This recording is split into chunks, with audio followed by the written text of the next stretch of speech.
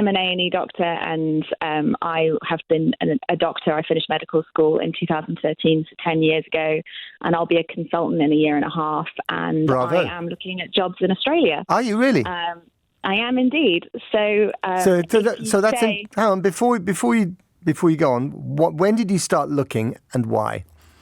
I started looking in this last year, and it initially started because I don't know if you've been to A&E recently, but it's horrific. It's like a scene from a movie. It's just awful. Patients being on corridors for ridiculous numbers of hours and feeling like you can't treat people the way you want to, and just this isn't what I went into medicine for. So that's what initially started me looking, and then feeling like there's no one listening. The government's not listening.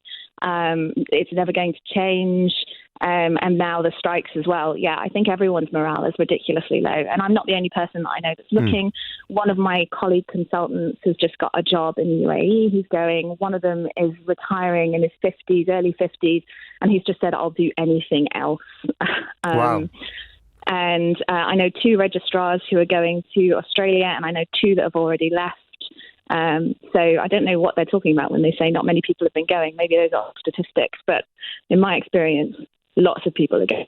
And Liv, tell me, what's the process here? I mean, do you kind of go on the internet and do you find out, how you get hired in Australia, or do they come to you in some cases? We've heard all these reports of, the Australian government sending recruitment, circuses to the UK to hire doctors. Have you seen that? Have you heard about Australia. And not just Australia. I mean, I've got on all my feeds and my emails, everything, like Canada. I've got emails from recruitment from Nova Scotia, from New Zealand. You can go anywhere. The world wants you, Liv. It's easy. You can just look on. I don't want to go. I've got 2 young children. Yeah. My family are all here. I've never been someone to think, I'm going to go to sunnier climes. I wanted to stay in the UK, but it's just untenable. My mental health can't take it. We don't treat our patients well. The money's not coming into the NHS where it should be. It's not something I'm willing to continue doing to myself and to my family.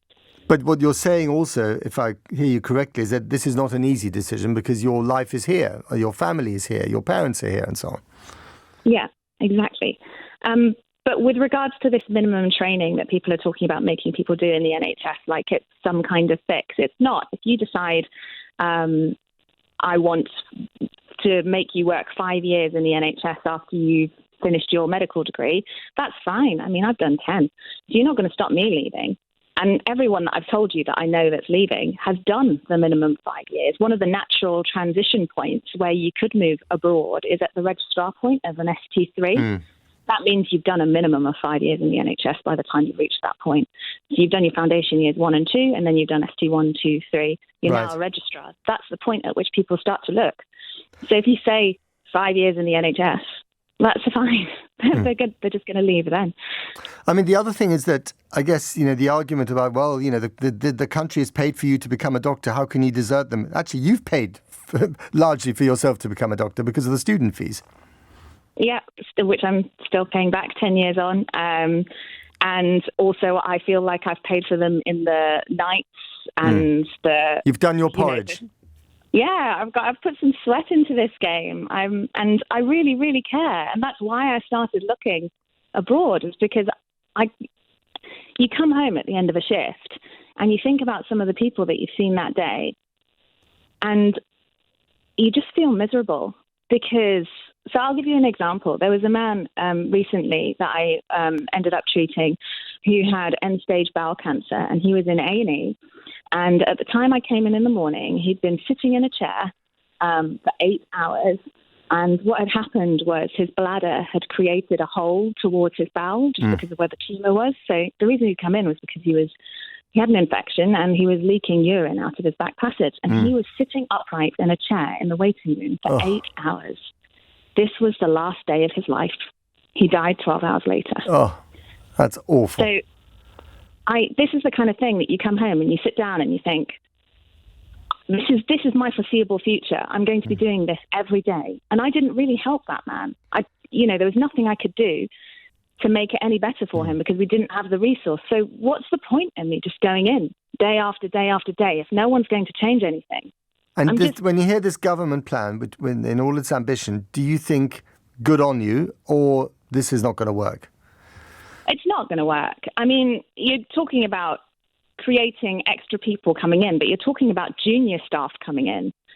So from an A&E perspective, even if you talk about bringing in a load of apprentices, they all have to feed back through the senior doctors.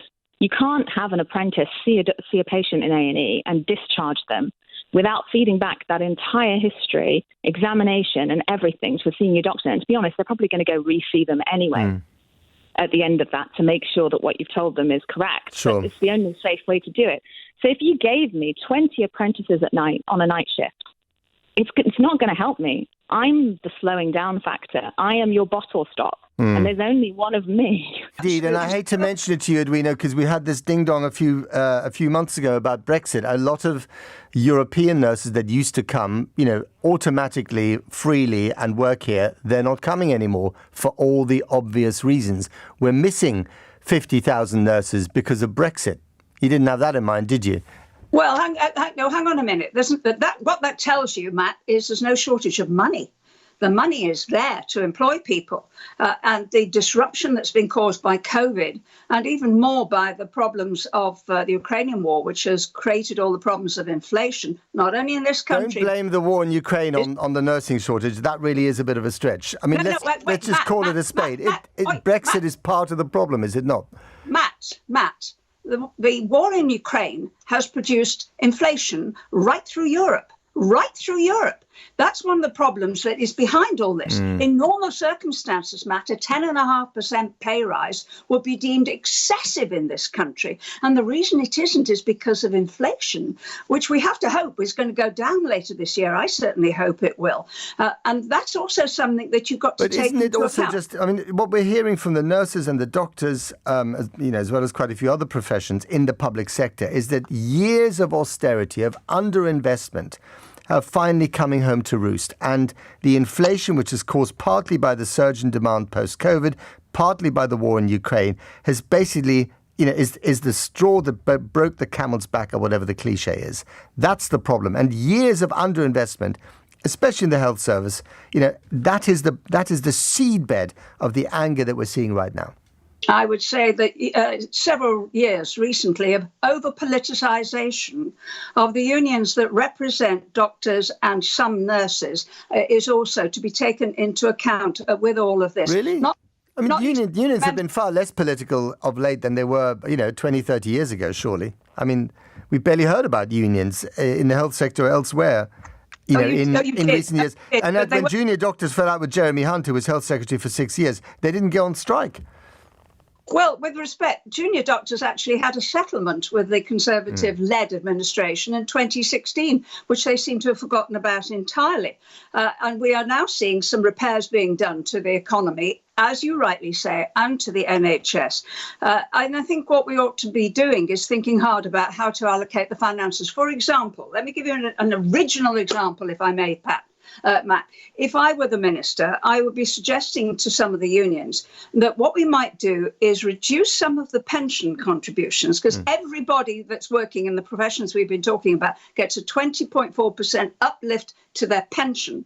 Guy, I mean, there is a feeling here in London that even if the European Union were to cut us some slack, and even if we could actually grasp the political nettle of nuzzling up to the EU again, ultimately you don't want the awkward squad back in your midst. That's not true. That's not true. That's not what I feel in Brussels and in Strasbourg and inside the. Are you saying you're missing us?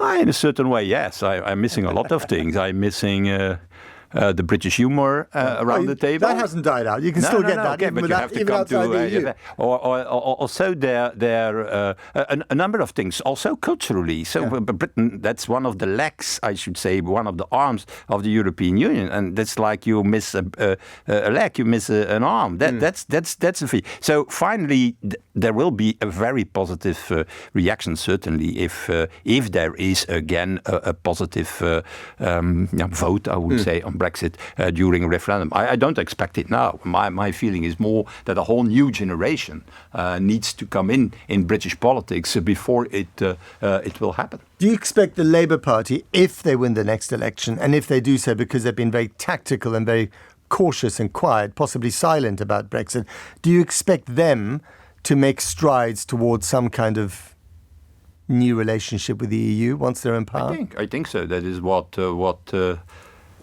Starmer already announced in a certain way by going. Is that what you're hearing privately as well? What that is the general feeling, that will be another way of relationship, another relationship, and then everything depends on how strong the push is here by the public opinion to oblige then this new government to organize new. But let's be honest, I don't expect it immediately, even in the coming years. But it's obvious that in a decade of now, in 2 decades of now, the world will be so different. We will be confronted with India, China, the US as big, what they already are. Economies, technology, also technological. But is it also not possible that if there is some kind of concerted political move to rejoin something in the next 10 years' time, that the European Union then might actually be a club that many people, even those who are pro-European, may not want to join? If you have President Marine Le Pen in France, you have an AfD chancellor in Germany, which is not inconceivable.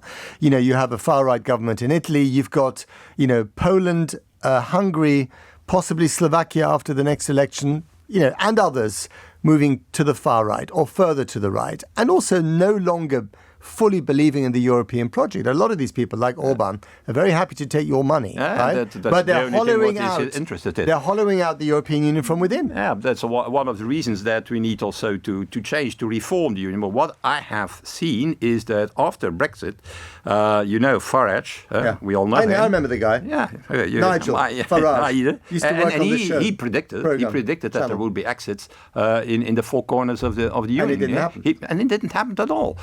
He said an exit and a Frexit and a Dexit, the Danish going out, and so on, and nothing of all this. And on the contrary, one of the only positive things of Brexit has been that we have seen on the continent a sort of a reaction by the public opinion saying, we have also some criticism toward the European Union, but we are not so stupid as the Brits to leave it. That was a general reaction. But will that last when you've got people like Viktor Orban, who's very happy to take EU funds to line his pockets and his government's pockets, but is really kind of quibbling with the EU agenda on a daily basis? You've got the Polish government that has picked a fight with the European Union and turns those fights into political currency.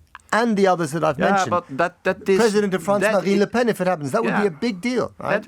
That will change. I don't think, for example, in Poland, we will see what the outcome of the elections is in the coming weeks. But the fact that you have a Polish government making things difficult doesn't change the enormous pro-European sentiment that exists in Poland, and even under the people who are voting for the PiS, for the conservative government. And the case of Orban, Orban will, and I think we need to do that, has to choose. Or he stays inside and he accepts also the values and the principles of the Union. Oh, he goes out. Yeah. You cannot continue. That's one of the big weaknesses, I think. You're right, of the Union with a member state who is only there for the money and who don't like the values, the principles, the rule of law, and so on. Let me just start off with a little reflection. I spoke to a guy called Avi Issacharov a couple of days ago in Tel Aviv.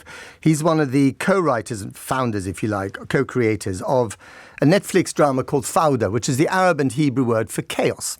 Now, it's really good because it treats both Palestinians and Israelis, whether they're in Hamas or in Shin Bet or Mossad or just ordinary civilians, as human beings. So there are goodies and baddies.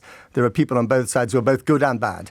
And of course, this sort of humanization of the conflict is something that is often lost in the current very tribal debate.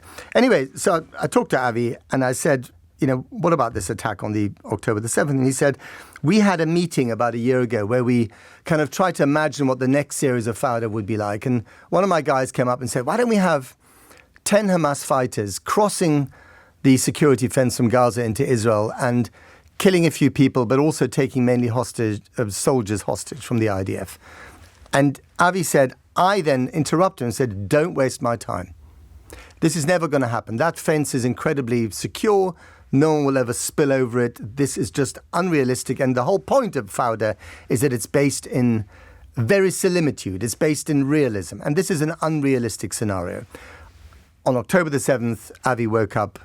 All hell was breaking loose. And the very worst nightmare scenario that he thought would never be possible happened times 1,000. Now, why do I say this?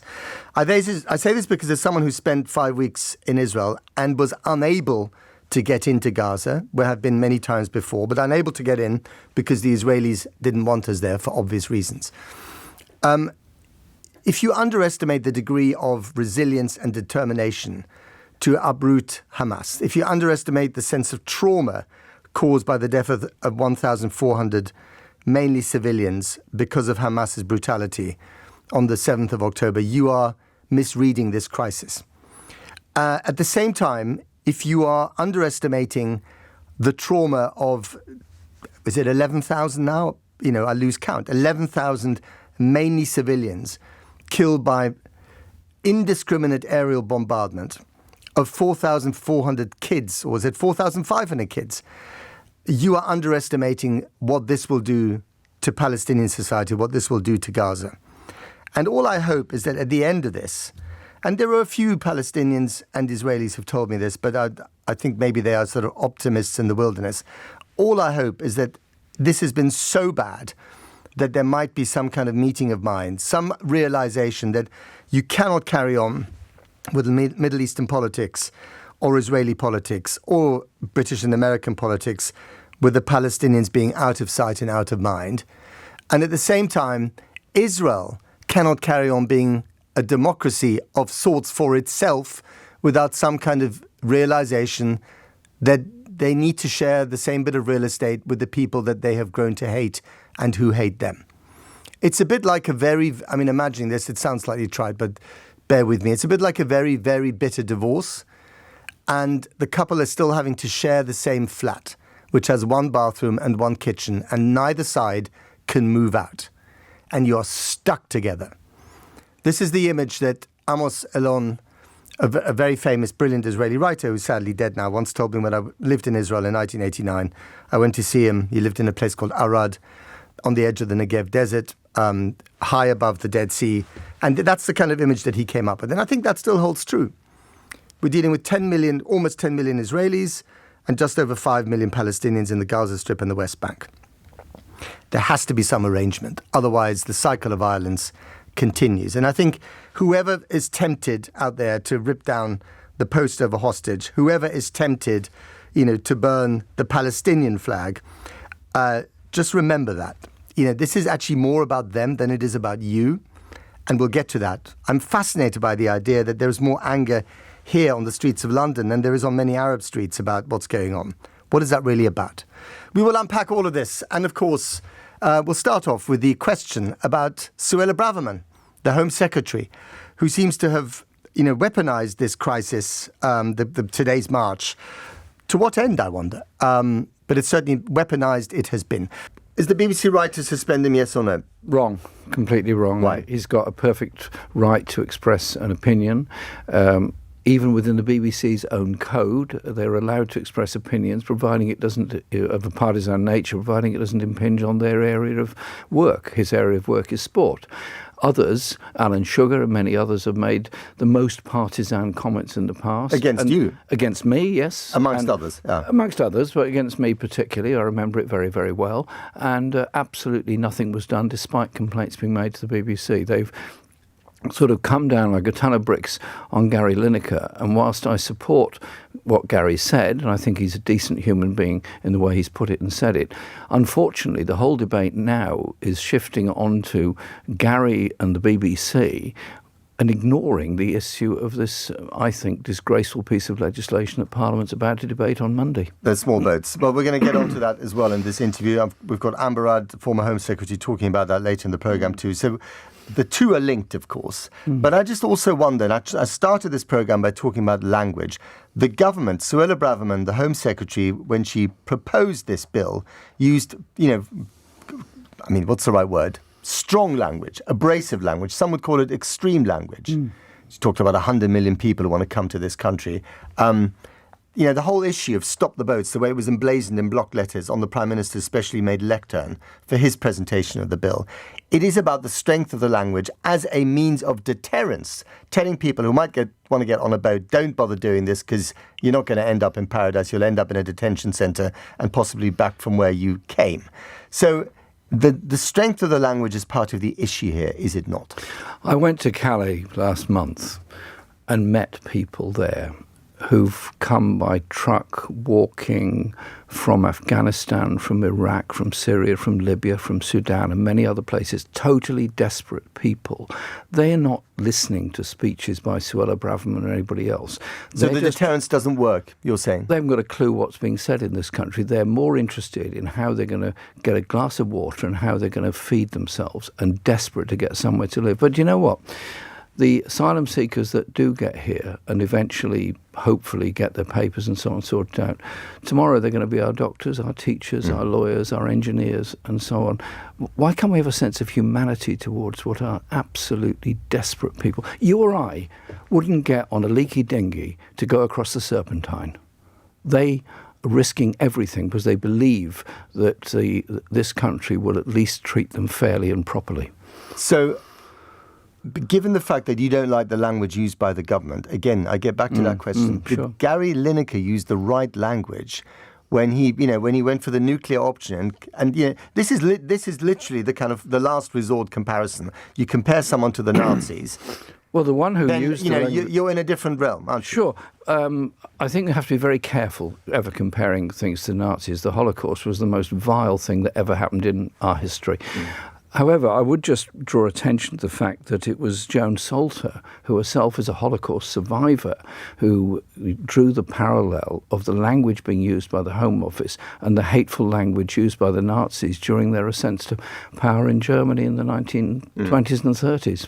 So let me ask you very basically then, so with the language he used in his tweet, are you with Gary Lineker, yes or no? I'm with Gary Lineker, yes. Okay, and how should the BBC handle this?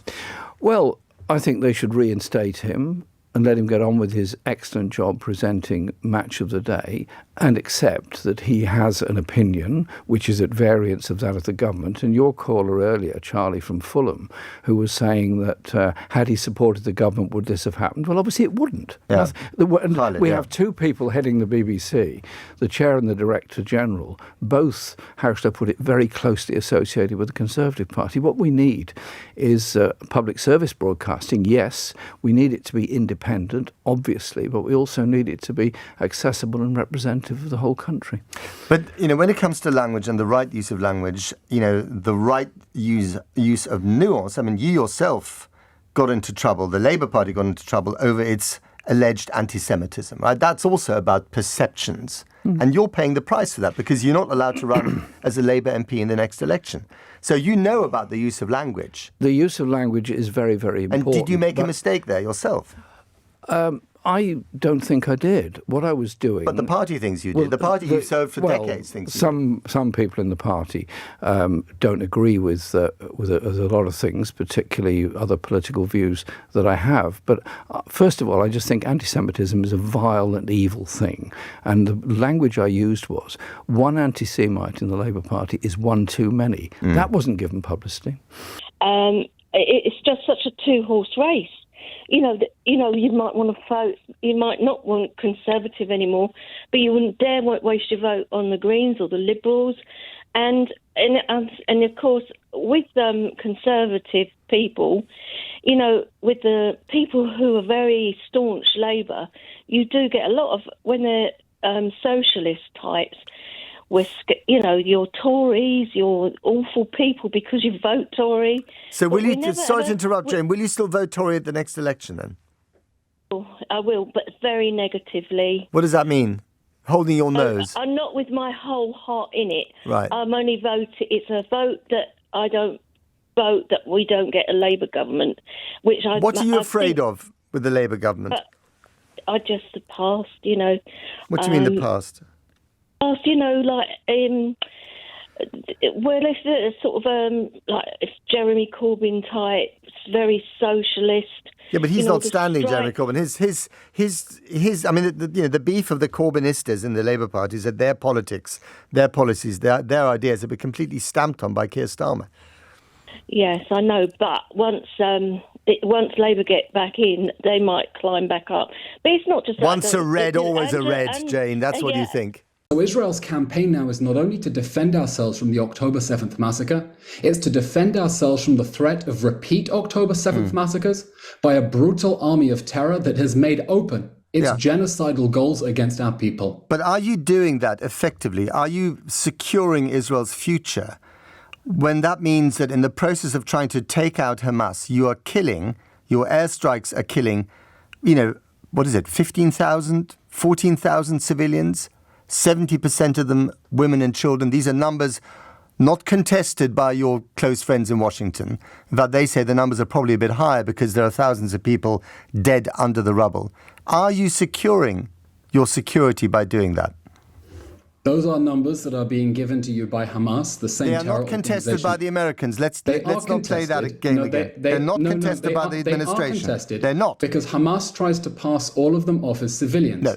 And we know they're that not all of them. killed Not all thousands of them. terrorists. Sorry. No, not all of them. Not all of them. Let's not have an argument about numbers here. You're correct. The numbers, we are talking about thousands of civilians that have been killed, right? Matt, your friends in Washington are saying they believe that those numbers are correct. Right. So let's just, the question is philosophical, really, for a change. Do you honestly believe that by doing this, you are securing your interest in the long term? Right? Because even Lloyd Austin, the Secretary of Defense in Washington, has said strategically what you are doing is a mistake. Matt, the alternative to a campaign to destroy Hamas in response to the October 7th massacre is to leave Hamas in power with 137 hostages while it is threatening us that it wants to do the same massacre it has shown us that it has the capabilities to do. Now, every civilian death is a tragedy, Matt. Every civilian death. And civilian deaths are a tragic consequence of every war, and they are a tragic consequence of this war too. But they're not an inevitable consequence, are they? I mean, I'm quoting the Americans. Antony Blinken, the Secretary of State, has said very openly, you are not doing enough to live up to your precept, to your pledge of trying to save as many civilian lives as possible. Quite the opposite. This is not me saying this. This is your friends in Washington saying it. Are you going to ignore them? Matt, I'm not aware of any war in human history that has not seen civilian fatalities, and there are civilian fatalities in this war too that Hamas began, that we didn't want, that we didn't start, that we didn't even expect, but that we have no choice but to fight and to win, because the consequences of inaction would be that Hamas can massacre our people again. Now, as we do that, and we fight a counter-terrorism war in urban areas, we are taking steps unprecedented in the history of warfare to keep civilians safe. We are taking steps that the United States and the United Kingdom did not take when they fought ISIS. I'll give you one example. After we completed the encirclement of Gaza City, our soldiers secured a humanitarian corridor. I saw your own Channel 4 report about this, for Palestinians to be able to leave south. Now, during the war against ISIS, when 86 nations, including the United Kingdom, ganged together and decided that this army of terror can no longer be allowed to control territory from which to direct attacks against the West, I don't recall British troops being on the ground in Raqqa and Mosul, providing safe passage for Syrians and Iraqis while ISIS was firing RPGs at them. But that is what our soldiers are doing. And we expect that when the fog of war clears, and we find out what the real civilian to casualty ratio is, and you compare it to other counter-terrorism wars in urban areas, because that is the standard against which this must be judged in its proper context, that ratio will show very clearly the lengths that the Israeli army has gone to protect civilians. And it's a sad fact, Matt, that everyone who has been killed since October 7th would still be alive if Hamas had not launched this war. Indeed. And no one is else would be killed if Hamas I spent 5 weeks in Israel, Eylon, and I went to more funerals than I can remember, and I talked to more hostage families than I planned to, and my heart was broken every single time. I genuinely feel your pain. What I'm wondering about, and what so many people are wondering about, is whether your response is moral and intelligent. So, for instance, let me put this question to you. If you get rid of Hamas, if you get rid of it, what's the plan for the other splinter groups in Gaza and indeed in the West Bank? Because you've got Islamic Jihad, you've got the Democratic Front for the Liberation of Palestine, you've got the Al-Aqsa Martyrs Brigades, you've got the Popular Resistance Committees, you've got the Jihad Jibril Brigades, and goodness knows how many others that might step into the breach if and when Hamas is actually eliminated. Because ultimately, it's not just a bunch of fighters and extremists and terrorists, it is also an idea. And you can't kill the idea so easily. We know that we're fighting the most moral fight imaginable, and that is a fight to bring our people home to safety and to bring their tormentors to justice. That has been the mission statement of the State of Israel ever since we reclaimed our sovereignty here out of the ashes of the Holocaust. We know there is nothing more moral than to destroy the army of terror that is threatening our people with annihilation. Now, as for the day after, we have been saying there are 3 principles that need to be in place to prevent a relapse into violence.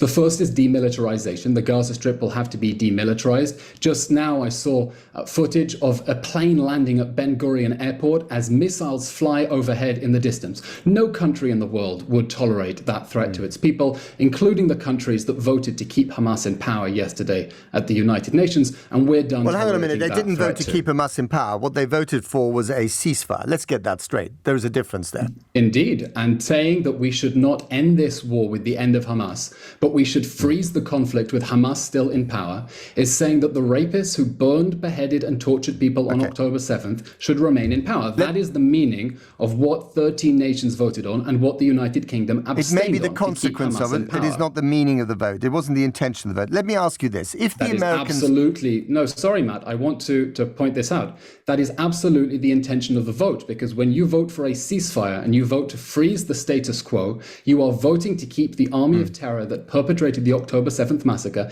in place and still standing, and that. But it is also possible that the people of Gaza, who are, and not everyone there is a Hamas supporter, they might want to get rid of Hamas, that triggered the thing that led to the destruction. You're not even giving them a chance to get rid of Hamas because you're keeping them in a perpetual state of war. So the choice for Ken Loach is very simple. You either vote for the Labour Party, which may not be perfect, or you vote for the Conservative Party. Now, I'm a Conservative member. I'm a member of Battersea, and I'm not voting for the Conservative Party. I think the Labour Party, as currently put together by Starmer, is a better party. It's got decent public servants, and it's got the sort of people I might not agree with, but at least I think they're principled. Right. So you could never see yourself voting for the Labour Party of Jeremy Corbyn, but you can see yourself voting for the Labour Party of Keir Starmer. Yeah, absolutely. I don't think Jeremy Corbyn's a bad man. I think probably great. I've heard he's a great constituency MP and a very principled man, and the sort of man who ought to be MP. But he's not the sort of man who should be Prime Minister. Why? But if I as a Conservative had to vote for a Starmer government, then surely Ken Loach can stop being a mad old trot for a bit and actually come on side, because otherwise you're going to have another 5 years of Suella Braverman and Priti Patel and James Cleverly and Rees Mogg and God knows who else. They're just awful. These are not the people that a John Major or Ken Clark would have had anywhere near their government. The current Conservative Party is appalling, and we need a better government. And it may not be one I particularly agree with, but at least I have trust that like Rachel Reeves or Yvette Cooper or Keir Starmer is a decent public servant who's doing his best. And yet the criticism levelled against the establishment of the Labour Party by its left wing is almost more harsh, certainly more vociferous than the criticism it levels against the Tory party. Yeah, the Labour Party do this every now and then. They seem to sort of consume themselves. But someone put it to me very well about politics. He said, you can't choose a party that you agree with 100%, because if it did, it would have a membership of one. So out of the available alternatives who are likely to get into power, which one do you prefer? And right now, for me, that's the Keir Starmer Labour Party. Now, if I can do that as a Conservative, I'm sure Ken Loach, as a proper, as a proper member of the Labour Party and proper socialist, would prefer Keir Starmer than he'd prefer Rishi Sunak and the current lot. Westminster is essentially a cesspit for this stuff, and it feels like nothing's really being done about it. I mean, the ICGS was formed, I think, 5 years ago, following After the Me Too movement. Yeah. And since then, it's not done enough. It's not done enough to allow staffers like myself to feel confident in the process that's there to protect them. And frankly, it takes too long. I think we've seen recent reports that it takes over 200 days to complete a complaint. And that is too long. Victims could still be working in the palace, perhaps for the person that they've complained against, or within this environment to the person they've complained against. And they're waiting up to a year or close to a year for any kind of justice or result from that. And which is a ridiculously long amount of time. Well, it's just not good enough. It's not. And people, come to me following what my piece with Newsnight and have said, I completely agree, and this has happened to me, but I don't feel like I can talk about it. And that to me is just so upsetting, but also frustrating that we don't have, with the greatest democracy in the world, frankly, and we can't seem to allow people to feel confident enough to say, this happened to me, and say, okay, yeah, we'll sort that out and we'll get that for you, we'll sort that for you. So you started working in Parliament in 2019? 2020, yes. After the election, yeah. And just describe to me the atmosphere, but also how quickly you realised what the real atmosphere was actually like. It was within weeks. I was having a drink after work, as most people do, and I said, is there anyone that I should be a little bit cautious of? And I didn't mean it in the sense that when the way they replied, they reeled off a list of names. And why did you ask the question in the first place? Because you got a whiff of something, or... Westminster's got that reputation, let's be honest. Right. And I felt it about me. And politics is a sleazy game, shall we say. Some people play it fairly and some people don't. Yeah. So I asked that question just along those grounds, and I was given a list of people's names, what they've done, why I should avoid them, how to interact with people. And that from all parties? Yeah, all parties, all positions, from staffer to MP, lobbyist, anyone within Westminster, someone had a name on there. And that to me kind of set off a real annoyance that, we know these people do this stuff. We all talk about it. It's the rumours spread across the palace, and yet nothing can really be done. And, I can't go out and cry wolf at every rumour I hear, but it is frustrating that when something comes out in the press, you say, did you hear this? And someone will go, yeah, I knew about that ages ago. And so it seems just people can run rife without any repercussions. And this includes people who are quite senior in government? Yeah, of all parties. Of all power, it happens. And people don't feel confident to say anything about it. And did it happen to you as well? I've experienced a lot. I've witnessed a lot. I think that, I'm not here and I'm not a victim to much. And I think what I have witnessed in terms of an experience, the hand on the hip, the hand on the leg, the brushing of the arm, the standing too close to you in the bar, inappropriate comments, asking if I'm cold because I'm wearing a short skirt. I mean, and by short skirt, I mean above the knee. It's stuff like that whilst people listening to this might think, that sounds like nothing. That's the surface level of the problem. It's so much more than that. And I wanted to be the voice to the people that don't feel like they have a voice. So many people have said to me, I can't say anything, I can't talk because about they it. feel that if they do say something, there might be repercussions against them, and the complaints process won't help them anyway. Exactly, and you can be seen as a problem. And Westminster needs to change the culture that the person who reports something is a problem. No, the person who's done something is the problem. And I think for too long, that culture of let's just shush this person and protect our friend has gone on for far too long, and I'm sick of it. It's really interesting. I mean, in private industry, this would be totally unacceptable. We've seen this recently, the Financial Times, the stuff on Crispin Aide and his hedge fund. He's in massive trouble. This is a fund named after him, allegations against him, and basically he's losing his fund, might lose his job, lose a fortune in the process. there are many other examples in the private sphere where this would be unacceptable. Why is it still tolerated in our elected chamber? I think it's because until people report it, you can't do anything about it. You can have the hearsay and you can have the gossip, but until someone says, this happened to me, you're not going to get anywhere with it. You can't investigate a conversation that happened that's just speculation. But the problem and the root of the problem is people don't feel they can report it. So the process is in place. Whilst they have improved over the last 5 years, they're still nowhere near good enough. But for all those thinking of leaving, there is someone desperate to come here, often on a small boat across the channel. Roughly 15,000 have come so far this year, and we've just had some very sad breaking news that another migrant boat has capsized in the channel. One person at least dead, 50 on the boat, many of them rescued by the lifeboats. The government has pledged to stop that flow, but whatever it tries ends up being stalled or blocked or even jinxed. The Supreme Court will rule sometime in November whether the government can continue with its Rwanda deportation policy. Meanwhile, it costs the government about 6 million quid every day to put asylum seekers up in hotels. And the plan to put them on the oddly named Bibi Stockholm barge off Portland, Dorset, a floating detention centre masquerading as a hostel, has hit yet another snag. Just as the first 39 asylum seekers were finally put on board this week, they were evacuated again yesterday because the deadly Legionella bacteria, which causes Legionnaire's disease, came to their rescue, discovered in the water supply on board. First the law, now the germs. The government seems to be running out of luck on an issue that it has chosen to turn into a key election promise. Tim's naive, right, as many people are, right? The only way to eradicate this problem is to eradicate Hamas. They are the terrorist group causing all of these problems. Can I just Tim, put... Let me ask you a question. Yeah, Tim, go on. Were you marching when Assad was murdering thousands of people in Syria? Were you marching then? I was asking Tim. Tim, did you march then? No.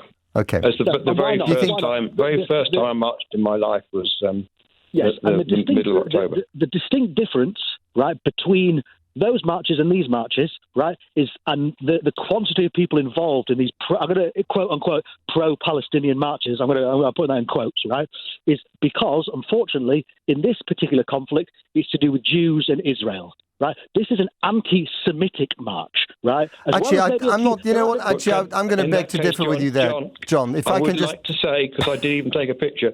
There was a Jewish lady and her daughter with a banner, Star of David on one side saying "Not in my name," and on the other side it said Jews against genocide. So there were all people there, and this is the trouble. Should we talk about genocide for a second? Okay, John. If I'm going to ask you a question, because that's the way this works sometimes, that the presenter gets to ask a question as well. Please. And actually an observation, if I may, having spent quite a lot of time both in Israel and in Gaza, the problem with Gaza, and actually the problem with the occupied West Bank as well, is that Israel for years has avoided a genuine solution that was laid out for it, under the Oslo Accords. And it has avoided a genuine solution, a two-state solution, which is the only thing that works at the end of the day, because it was able to do so. It was partly able to do so because of its defences. Let me just finish. I'm now going to finish. It was partly able to do so because the Iron Dome, which is a very effective piece of weaponry, and none of this excuses Hamas firing rockets at Israel. By no means at all. I am not a fan. Okay, let me just say that very clearly.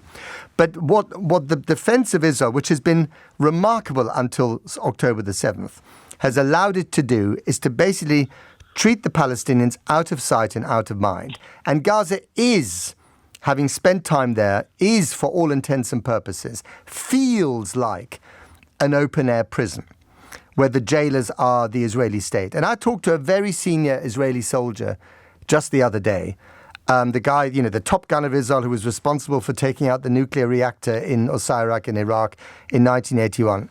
And, he's now a retired farmer. He is a hardcore Israeli soldier. And he said to me, when people feel like they're in prison, they are in prison. And it has been our mistake to create those conditions in Gaza. Now, does that explain the individual acts of brutality and slaughter on October the 7th carried out by Hamas? No. And it certainly doesn't excuse them.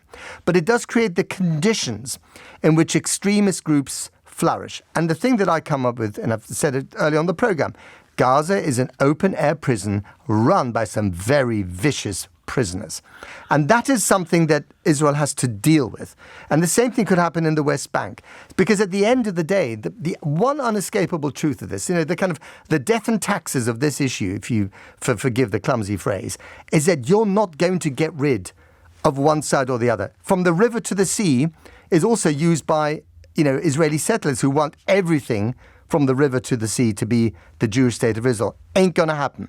From the river to the sea is not going to be Palestinian, right? This is not a conflict to do with the settlements. If it was to do with the settlements... Well, the settlements are linked. They are linked. They are linked to this, my friend. They are linked to this. Listen, they're not linked to the atrocities. Not to these particular stories. Let me just say, John, I beg to differ. I'll listen to your point. Please let me finish.